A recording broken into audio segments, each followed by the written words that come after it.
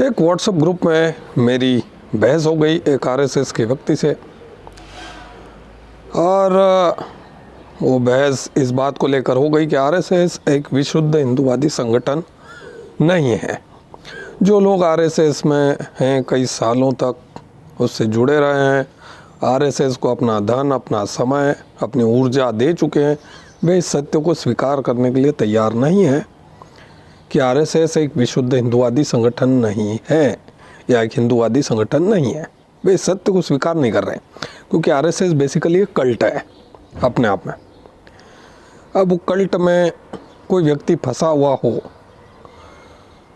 तो और उसके सामने ये आ रहा हो खुलकर कि वो जो जिस कल्ट में वो था, वो वास्तविकता में उसको एक धोखे में, एक भ्रम जाल में फंसाए हुए था, तो आरएसएस के कई लोग अभी भी उस जो आरएसएस का प्रभाव है, जो छवि है और जो आरएसएस का सच सामने आ रहा है, उस सच को स्वीकार करने के लिए तैयार नहीं है। उस पुराने आभा मंडल में जो उनके सामने बना हुआ है आरएसएस का, कि आरएसएस एक हिंदूवादी संगठन, वो उस छवि को, उस आभा मंडल को त्यागने से डर रहा है, वो सच को स्वीकार करने से डर रहा है, कुफ्र कर रहा है। ठीक है। तो बहस के दौरान उस व्यक्ति ने ये लिखा, जैसा कि आरएसएस के लोग कहते हैं, आपको दिखेंगे कि जो संघ है वो व्यक्ति निर्माण करता है।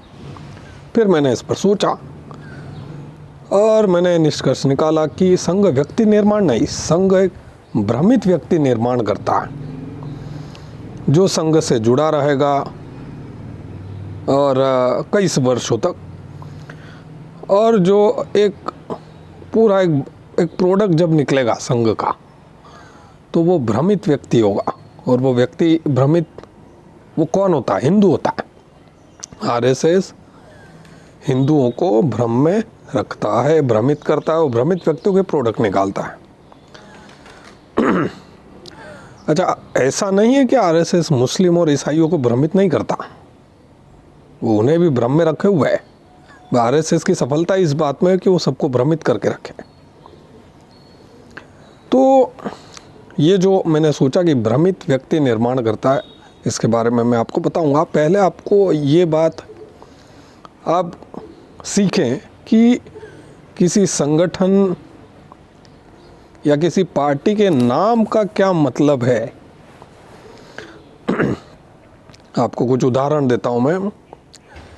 राष्ट्रीय स्वयंसेवक संघ, इस नाम को आप समझे। राष्ट्रीय, राष्ट्रीय, राष्ट्रीय, फिर दोहराता हूँ, राष्ट्रीय स्वयंसेवक संघ। राष्ट्रीय, ये हिंदू नहीं है। इसमें आप इन शब्दों का मतलब समझना सीखें कि उसके नाम का क्या अर्थ है किसी संगठन या किसी पार्टी। अब दूसरा नाम पर मैं आता हूँ। दूसरा नाम है भारतीय जनता पार्टी। भारतीय जनता पार्टी, इसमें हिंदू शब्द कहीं नहीं है। तीसरा उदाहरण आपको मैं देता हूँ, AIMIM। ये जो AIMIM है, इसमें मुसलमान शब्द आता है, स्पष्ट आता है। और उदाहरण आपको देता हूँ, मुस्लिम लीग, इसमें मुस्लिम शब्द आता है। और उदाहरण देता हूँ, हिंदू महासभा। तो आप इन शब्दों के मतलब समझना सीखें, गौर करें कि किसी संगठन या किसी पार्टी के नाम का मतलब क्या है। ये बेसिक है कि आप किसी संगठन से जुड़ रहे हैं, उसका नाम क्या है और उसके नाम का मीनिंग क्या है, गहरा मीनिंग क्या है। तब आपको चीज़ें समझ में आएगी कि जो भारतीय जनता पार्टी है, हिंदूवादी पार्टी नहीं है। भारतीय जनता पार्टी, भारत की जनता उनकी पार्टी है, इसमें हिंदू शब्द कहाँ है। वह हिंदूवादी पार्टी तो हिंदू महासभा है, जिसका नाम स्पष्ट दिख रहा है, हिंदू महासभा। या मुसलमानों की पार्टी मुस्लिम लीग, या फिर AIMIM मुसलमानों की पार्टी। भाई साफ नाम में स्पष्ट दिख रहा है आपको। तो इसी तरह राष्ट्रीय स्वयंसेवक संघ, इसमें हिंदू नाम कहीं भी नहीं है। ठीक है। अब राष्ट्रीय स्वयंसेवक संघ से कौन जुड़ता है, कौन जुड़े हुए लोग? हिंदू। और वे सभी हिंदू जो जुड़े हुए रहते हैं संघ से, वो क्या समझते हैं कि ये आरएसएस तो हिंदू संगठन है। नहीं, आरएसएस एक हिंदू संगठन नहीं है। आरएसएस एक सेकुलर संगठन है। क्योंकि भारत की मूल विचारधारा एक ऐसा है कि सभी विचारों को एक्सेप्ट, स्वीकार कर लेने की है। इसीलिए जो राष्ट्र है भारत, ये पूरा जो राष्ट्र है, इस नाम से जो संगठन चल रहा है, राष्ट्रीय स्वयंसेवक संघ, ये जो संगठन है राष्ट्रीय, ये उस मूल भावनाओं को, मूल विचार को आधार माने हुए कि सभी विचारों की स्वीकार्यता, सभी विचारों के लोग इसमें हों। अब आरएसएस किस तरह से भ्रमित व्यक्ति निर्माण करता है? भ्रमित व्यक्ति ऐसा कि आरएसएस के स्वयंसेवक को कभी ये समझ में नहीं आता कि उसे मुसलमानों और ईसाइयों से कैसा व्यवहार करना है। उसे शत्रु बोध नहीं होता, क्लियर नहीं होता, स्पष्ट। वो हमेशा भ्रम में रहता है। उसे समझ में नहीं आता है कि मुझे मुस्लिमों से कैसा व्यवहार करना है, मुझे मुस्लिमों को क्या समझना है। ठीक है, क्योंकि आरएसएस तो क्या बताता है कि मुसलमान भी हिंदू है, मुसलमानों के पूर्वज हिंदू है, इसलिए मुसलमान भी हिंदू है, तो हमें उनसे सद्भावना पूर्वक व्यवहार करना चाहिए। और ईसाइयों के साथ भी ऐसा ही है, ईसाइयों के मामले में भी। ठीक है, तो इससे क्या होता है कि चूंकि इस्लाम और ईसाइयत को लेकर आरएसएस की जो भावना है, वो ये समझता है कि ये दूसरे जो संप्रदाय हैं, भारत में इतने अनेक विचार होते हैं, वैसे ही ईसाइयत और इस्लाम भी है। ऐसा बिल्कुल नहीं है। ईसाइयत और इस्लाम दूसरी मान्यताओं को जगह नहीं देते बिल्कुल भी, और वे दूसरी मान्यताओं, विचारधाराओं को खत्म करने पर तुले हुए हैं। उन्हें आप इस भारत का नागरिक समझ रहे हो या इस भारत की मूल भावना के अनुकूल समझ रहे हो, उन्हें अपने संगठन, अपनी पार्टी में जगह दे रहे हो, उन्हें इस देश का नागरिक, सामान्य नागरिक समझ रहे हो, ये आपकी भूल है। एक मुसलमान जो होता है वो सिर्फ सऊदी अरब का राष्ट्रभक्त हो सकता है। अनवर शेख की किताब पढ़ें, इस्लाम अरब साम्राज्यवाद, आपको चीज़ें समझ में आएगी। इसी तरह जो ईसाई है, उसकी जो फेथ है, उसका जो झुकाव है, वो वेटिकन की तरफ होगा। देखिए, फेथ जो चीज़ होती है वो बहुत बड़ी चीज़ होती है। आप किसी फेथ को नॉर्मल मत समझिए। फेथ और नेशनलिज्म जब उसका टकराव होगा कि मैं देशभक्त बनूं या मैं फेथ को फॉलो करूं, तो ये बहुत बड़ा टकराव है, नॉर्मल टकराव नहीं है। फेथ मतलब जिस संप्रदाय, जिस मज़हब को मानता है व्यक्ति, उसमें और अगर राष्ट्रीयता में अगर टकराव होगा तो वो बहुत बड़ा टकराव है। उस पर्सन के लिए ये डिसाइड करना मुश्किल हो जाएगा कि मैं राष्ट्रीयता को चुनूं, देशभक्ति को चुनूं या अपनी फेथ को चुनूं, बहुत मुश्किल हो जाएगा। अब चूंकि मुस्लिम और ईसाई भारतीय नहीं है, बेसिकली इनका फेथ यहाँ का नहीं है, इन फेथ का जो जन्म है वो भारत से बाहर है, इसीलिए इनकी मूल विचारधाराएं भारतीय भावना के विरुद्ध है बिल्कुल।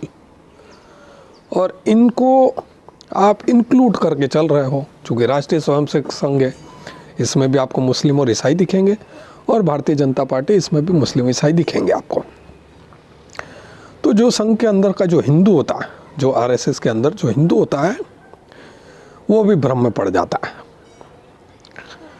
उसे ये समझ में नहीं आता है कि मुझे ईसाइयों और मुसलमानों से कैसा बर्ताव करना है, और इनकी जो मूल भावनाएं हैं, ईसाइयों और मुसलमानों की, इनकी क्या मूल भावना है, इनके ग्रंथों में क्या लिखा हुआ है, ये हमें किस लेवल का शत्रु समझते हैं और हमें ख़त्म करने के लिए किस हिसाब से काम कर रहा है। अब क्या होता है कि नीचे लेवल का जो व्यक्ति है आरएसएस में, मतलब जो ज़मीन पे काम कर रहा है या कोई प्रचारक है कहीं, वो ज़्यादा टीका टिप्पणी नहीं करता है ना, वो भ्रमित पोजीशन में बेसिकली। और जब जैसा जो नीचे वाला व्यक्ति है वो क्या है कि अपने आप को और आरएसएस को एक हिंदूवादी संगठन समझता है, क्योंकि उस व्यक्ति ने कई बरस दे चुका होता है वो व्यक्ति आरएसएस को, और उस कल्ट में फंसा हुआ है। ठीक है, तो वो व्यक्ति अपने आप को और आरएसएस को या आरएसएस के घटक दलों को वो हिंदूवादी समझता है भी, आपको दिखते भी हैं, बजरंग दल, वीएचपी, धर्म जागरण समिति, ये सब हिंदूवादी घटक है आरएसएस के। तो किसी भी व्यक्ति को यही लगेगा कि हिंदूवादी संगठन है, लेकिन ऐसा नहीं है। राष्ट्रीय संगठन है, राष्ट्रवादी संगठन है। आप नेशनलिस्ट ऑर्गेनाइजेशन बोल सकते हो आरएसएस को, हिंदूवादी संगठन नहीं है। ठीक है, तो इसी कारण आपको आरएसएस में क्या होता है कि एक तरफ तो बजरंग दल, वीएचपी, धर्म जागरण समिति और ऐसे ऑर्गेनाइजेशंस आपको दिखती है, दूसरी तरफ आपको मुस्लिम राष्ट्रीय मंच, ईसाई राष्ट्रीय मंच भी दिख रहा है। अब आरएसएस के जो भी उच्च लेवल के लोग हैं वो अलग काम कर रहे हैं, वो मुस्लिमों और ईसाइयों से भाईचारा बढ़ा रहे हैं। अब नीचे वालों को ये कन्फ्यूज़न होगा कि हम इस चीज़ को कैसे लें। भाई हम तो ईसाइयत, जो लोग ईसाइयत में कन्वर्ट हो रहे थे, हम वो चाह रहे थे कि वो घर वापसी करें लोग, और आरएसएस तो अलग ही गेम खेल रहा है। या मुसलमानों के मामले में भी ऐसा ही है कि हम तो चाहते हैं कि लोग घर वापसी करें, आरएसएस मुस्लिम राष्ट्रीय मंच बना रहा है, जिसका कोई परिणाम नहीं निकलना है। देखिए, आप मुसलमानों ईसाइयों को बोलो कि तुम्हारे पूर्वज हिंदू थे, उससे उनको कोई फ़र्क नहीं पड़ना। आप अपने आप को भ्रमित कर रहे हो, अपने लोगों को भ्रमित कर रहे हो। जब तक आप लॉजिकली काटोगे नहीं उनकी बात, जब तक आप पादरियों से डिबेट नहीं करोगे ईसाइयत पर, या मौलवियों से आप इस्लाम पर डिबेट नहीं करोगे, और उस डिबेट में उनको हराना पड़ेगा लॉजिकली, तर्क के साथ, तब तक वो घर वापसी नहीं करेंगे। जब आप लॉजिकली उनको बताओगे कि ये जो भारत भूमि है ये क्या है, यहाँ के लोग क्या हैं, यहाँ की विचारधाराएं क्या है, क्या दर्शन है इस ज़मीन का, आपको लॉजिक देना पड़ेगा। लॉजिक दे दोगे, सामने वाला मान गया तो ऑटोमेटिकली वो घर वापसी कर लेगा। ना कि उसको आप बताओगे कि तेरे पूर्वज हिंदू थे। उनको सबको मालूम है, ईसाइयों को भी मालूम है, मुस्लिमों को भी मालूम है कि उनके सबके पूर्वज हिंदू ही थे भारत में जितने भी। ठीक है, तो ये तरीका है कि आप लॉजिकली आप डिबेट करो। अब डिबेट कर नहीं सकते आप, और आप एक अलग ही माया जाल, मतलब ये खुद का मोह जाल रचा गया है, जो ये रचा जा रहा है आरएसएस के द्वारा, कि एक तो मुस्लिम राष्ट्रीय मंच है, एक ईसाई राष्ट्रीय मंच, खुद का मोह जाल। मतलब ये एक अलग काल्पनिक दुनिया है। इससे इनको लगता है कि ईसाइयों और मुस्लिमों को ये देशभक्त बना देंगे। देखिए, घर वापसी तो नहीं करवा रही है, क्योंकि इनका जो राष्ट्रीय स्वयंसेवक संघ है, उसके नाम में क्या है, राष्ट्रीय स्वयंसेवक संघ, मतलब वो हर व्यक्ति को, राष्ट्रवादी व्यक्ति, उसमें नेशनलिज्म, राष्ट्रवाद की भावना भरना चाहता है। तो ये मुसलमानों और ईसाइयों में भी भरना चाहता है। लेकिन चूँकि ईसाई और मुसलमान, उनकी जो मान्यताएं, जो फेथ है, बिलीफ सिस्टम है, वो मूलतः भारत का नहीं है। इसीलिए उनका जो फेथ और जो राष्ट्रवाद है उसका टकराव होगा। हिंदू, जैन, सिख, बौद्ध, जो भी भारत के दूसरे जो भी लोग हैं, उनके साथ ऐसा मामला नहीं है। उनके साथ फेथ भी यहीं का है और राष्ट्रवाद भी यहीं का है। उनके मामले में ऐसा टकराव नहीं होगा। लेकिन ईसाई और मुसलमानों के मामले में टकराव होगा, राष्ट्रवाद और फेथ का, मज़हब का। ये टकराव होना है। और उस मामले में वो व्यक्ति क्या डिसाइड करेगा, जाहिर सी बात है फेथ ही डिसाइड करता है। अभी तक तो यही साबित हो रहा है कि ना तो मुसलमानों ने लार्ज स्केल पर घर वापसी की, ना ईसाइयों ने लार्ज स्केल पर घर वापसी की। फेथ का मामला पलड़ा भारी हो जाता है, क्योंकि वो फेथ इतना स्ट्रांग है। वो जो कल्ट है बेसिकली दोनों ईसाइयत और इस्लाम, वो पूरा पकड़ के रखते हैं अपने अंदर इंसान को, वो छूटने नहीं देते हैं। तो वो फेथ का पलड़ा भारी ही हो जाता है। अब भारतीय जनता पार्टी और ये आरएसएस, ये उनको देशभक्त बनाने की कोशिश कर रहा है। इससे क्या होगा, जब तक वो घर वापसी नहीं करेंगे ईसाई और मुसलमान, तब तक वो पूर्ण रूप से राष्ट्रवादी नहीं हो सकते। इस देश के राष्ट्रभक्त, इस राष्ट्र के राष्ट्रभक्त नहीं हो सकते। आपको लॉजिकली ईसाइयत और इस्लाम को लॉजिकली तर्क के साथ आपको डिबेट करना पड़ेगी और तर्क में उनको हराना पड़ेगा। तर्क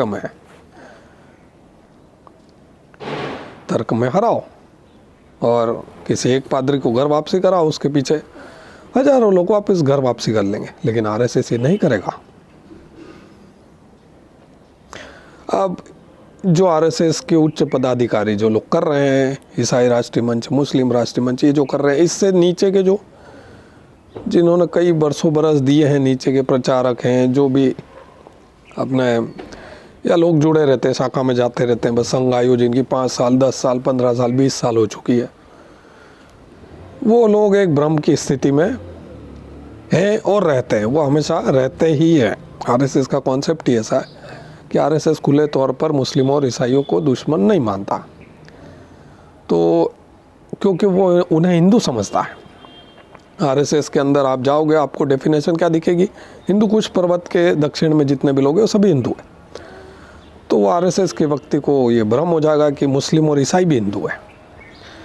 अब वो भ्रम की स्थिति में वो चलता रहेगा, असमंजस। वो खुले तौर पर शत्रु नहीं देखेगा मुसलमानों और ईसाइयों को, जबकि ईसाई और मुसलमान ये बाकी सबको शत्रु देखते हैं। मतलब हम इनके खुले शत्रु हैं कुल मिला के, और ये हमें समाप्त करना चाहते हैं, हमारी संस्कृति, हमारे अस्तित्व को।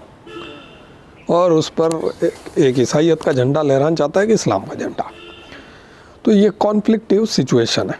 अब जो भी आरएसएस से जो व्यक्ति निकलता है इस सारी खिचड़ी के बाद, वो निकलता है एक भ्रमित व्यक्ति, जिसे पता नहीं होता है कि मुझे मुसलमानों ईसाइयों को कैसे देखना है, मुझे क्या करना चाहिए। ठीक है, अब जो आरएसएस है वो क्रिसमस मनाने लग रहा है, तो अब जो ये धर्म जागरण समिति वाले हैं, ये लोग किस भ्रम में पड़ेंगे आप सोचिए, कि जिनका काम है घर वापसी कराना, जो इस प्रयास में लगे रहते हैं कि लोग घर वापसी कर ले, वो क्या उनके भ्रम का स्तर कहाँ पहुंच जाएगा कि हम क्या करें आप। ठीक है, तो ये खिचड़ी है पूरी। तो आरएसएस को आप एक हिंदूवादी संगठन ना समझे, आरएसएस एक राष्ट्रवादी संगठन है, आप इसे कह सकते हैं। और ये संगठन भी अपने आप में भ्रमित है, क्योंकि ये मुस्लिमों और ईसाइयों को राष्ट्रवादी बनाने के प्रयास में जो संभव नहीं है। एक मुस्लिम जो होता है वो सऊदी अरब का राष्ट्रभक्त होता है, एक ईसाई को आप वेटिकन भक्त कह सकते हैं, या इजराइल का बेथलेहम, जहाँ पर बेथलम में हुआ था, जेरूसलम क्या नाम है मुझे याद नहीं है, सॉरी, तो वहाँ पर उनकी भावनाएं होती है। तो ये एक बोगस काम चल रहा है जो भी, और इससे कई लोग अभी भी भ्रम में है। आरएसएस के लोग, कई लोग भ्रम में होंगे। ऑब्वियसली इमोशनल अटैचमेंट है आरएसएस के साथ में, तो उन्हें लगता है चाहे जिस भी संगठन के, जिस भी घटक दल के वो सदस्य हों, चाहे बजरंग दल के, विश्व हिंदू परिषद के हों, किसी भी घटक दल के सदस्य रहे हों, कुछ उसके कार्यकर्ता हों, वो इस भ्रम में रहेंगे कि एक आरएसएस एक हिंदूवादी संगठन है, जबकि वो भ्रम उन्हें त्याग देना चाहिए। और ये जो नाम पर गौर करने वाली चीज़ है, इस पर गौर करना चाहिए। राष्ट्रीय स्वयंसेवक संघ ये हिंदू संगठन नहीं है, ना भारतीय जनता पार्टी एक हिंदूवादी पार्टी है।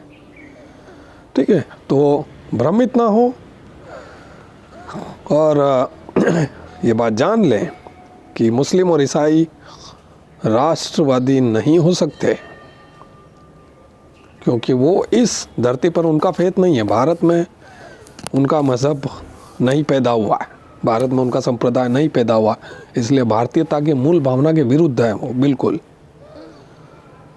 भारत में एक दूसरे का एक्सेप्टेंस चल जाता है, एक दूसरी विचारधाराओं का।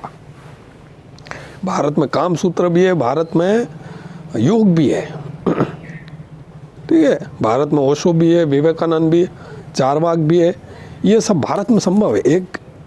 एक हिंदू के घर में एक नास्तिक, आस्तिक, एग्नोस्टिक, हर तरह का व्यक्ति एक ही घर में रह सकता है, ये भारत की मूल भावना है। लेकिन जब उस घर में ईसाई आएगा तो वो बाइबिल लेके आएगा, वो सबको कन्वर्ट करना चाहेगा और बोलेगा मेरे मार्ग पर नहीं आओगे तुम सब नरक में जलोगे, ठीक है। तो ये राष्ट्रवादी हो ही नहीं सकता। दूसरा, मुसलमान भी ऐसा है, बोले तुम हमारे मजहब में नहीं आओगे तुम जहन्नुम में जलोगे, तुम सब कन्वर्ट हो, सब खतना कराओ, ठीक है। तो ये आरएसएस जो है ये भ्रमित राष्ट्रवादी संगठन है,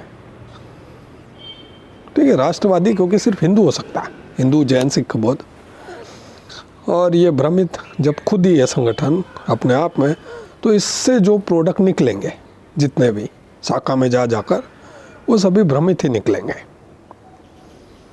ठीक है। वो तो भला हो इस इंटरनेट का जो इन्फॉर्मेशन फैल रही है लोगों तक, और ये आरएसएस की जो सच्चाई है वो समझ में आ रही है, वरना ये भ्रम और चलता रहता। तो अपनी आंखें खोले जितने भी आरएसएस से जुड़े लोग हैं, और आरएसएस को एक हिंदूवादी संगठन मानना पूरी तरह से बंद कर दें, पूरी तरह से। आरएसएस एक हिंदूवादी संगठन नहीं है। अगर आप सोचते हैं कि आरएसएस में बजरंग दल है, विश्व हिंदू परिषद है, तो मैं कहूँगा आरएसएस में मुस्लिम राष्ट्रीय मंच भी है और ईसाई राष्ट्रीय मंच भी बन रहा है, बन चुका है, क्या है जो भी है, तो ये भी है, ठीक है। तो आरएसएस जो ये मान रहा है कि मुस्लिम और ईसाई भी राष्ट्रभक्त भारत के हो सकते हैं, और आप भी इस सोच में ना पड़ जाए कि हाँ ऐसा संभव है, वो एक गलत सोच है। जब तक वो घर वापसी नहीं करेंगे तब तक राष्ट्रभक्त नहीं होंगे। तो आप आरएसएस के फैलाए भ्रम जाल में, माया जाल में ना पड़े।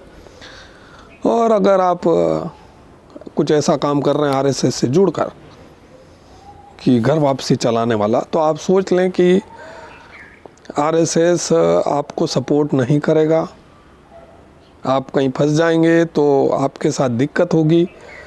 क्योंकि आरएसएस मूल रूप से ईसाइयों से हाथ मिला रहा है, तो वो पादरियों से अब साठगांठ करेगा, और अब ऊपर लेवल पर क्या चीज़ें होंगी और नीचे आपको क्या भुगतना है, ये आपको सोचना है, ठीक है। तो कोई विशुद्ध हिंदूवादी संगठन हो, पार्टी हो, उनसे जुड़े, उन्हें खड़ा करें, मोह जाल में या भ्रम जाल में ना पड़े। आरएसएस की नीतियों को, विचारधारा को स्पष्ट रूप से समझें, उसे उजागर करें, उसे दूसरों तक भी फैलाएं। ये ज्ञान दूसरों तक फैलना बहुत ज़रूरी है, क्योंकि आरएसएस की जड़ें बहुत गहरी है।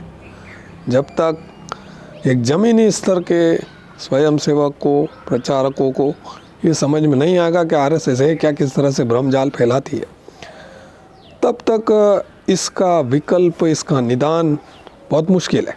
खैर, आरएसएस अपने आप में बड़ा टॉपिक है, इस पर और भी बात की जा सकती है। मैंने पहले भी वीडियो बनाया है कि आरएसएस के नाम से क्यों मुस्लिम और ईसाई घबराते हैं। ये अपने आप में एक अलग टॉपिक है, वो सब अलग बात है। लेकिन ये जो है कि आरएसएस से जो व्यक्ति निकलता है वो भ्रमित व्यक्ति निकलता है, और आरएसएस बेसिकली व्यक्ति निर्माण नहीं, एक भ्रमित व्यक्ति निर्माण करता है। और वो भ्रमित व्यक्ति कौन होता है? हिंदू। तो आरएसएस जो होता है बेसिकली एक भ्रमित हिंदू का निर्माण करता है, ठीक है। इस वीडियो में इतना ही। अगर वीडियो पसंद आए तो वीडियो को लाइक करें, चैनल को सब्सक्राइब करें, कमेंट सेक्शन में जो मर्जी आए बोले के मिलते हैं अगले वीडियो में। बाय।